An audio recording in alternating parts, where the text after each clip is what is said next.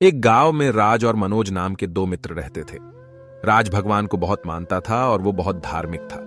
मनोज मेहनत करने पर भरोसा रखता था। वो बहुत मेहनती था। एक दिन दोनों ने मिलकर सोचा कि हम दोनों मिलकर एक जमीन खरीदते हैं और उस जमीन में फसल उगाकर मुनाफा कमाते हैं। दोनों ने आपस में बातचीत की और कुछ ही समय में एक जमीन खरीद ली। मनोज तो खेत में बहुत मेहनत करता था, किंतु राज कुछ भी काम नहीं करता था और वो हर वक्त मंदिर में बैठा रहता था। राज मंदिर में बैठकर भगवान से अच्छी फसल के लिए प्रार्थना करता था। इस तरह समय बीतता रहा। मनोज बहुत मेहनत करता रहा और राज बिना कुछ काम किए मंदिर में बैठकर भगवान से प्रार्थना करता रहा। एक दिन खेत की फसल पककर तैयार हो गई। राज और मनोज दोनों ने बाजार में जाकर इसे बेच दिया और उन दोनों को इसके अच्छे पैसे भी मिले। घर वापस लौटते समय मनोज ने राज से कहा कि इस पैसों में से ज्यादा हिस्सा मुझे मिलेगा क्योंकि मैंने ज्यादा मेहनत की है।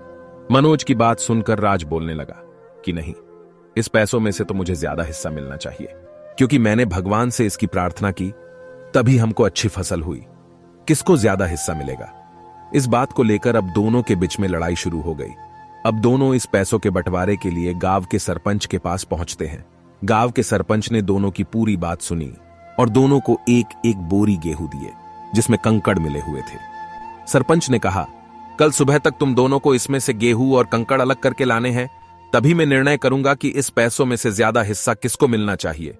दोनों गेहूं की बोरी लेकर अपने अपने घर चले जाते हैं। मनोज ने पूरी रात जागकर गेहूं और कंकड़ को अलग किया।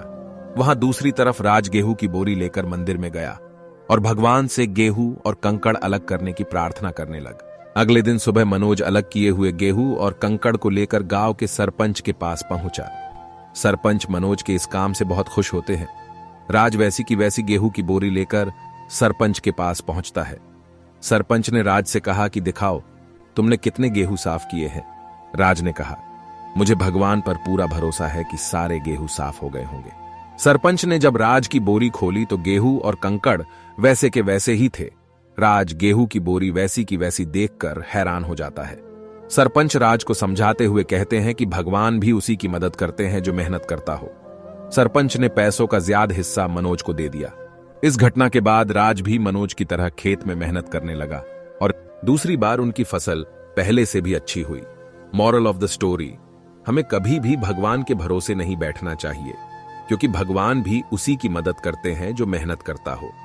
हमें सफलता प्राप्त करने के लिए मेहनत करनी चाहिए।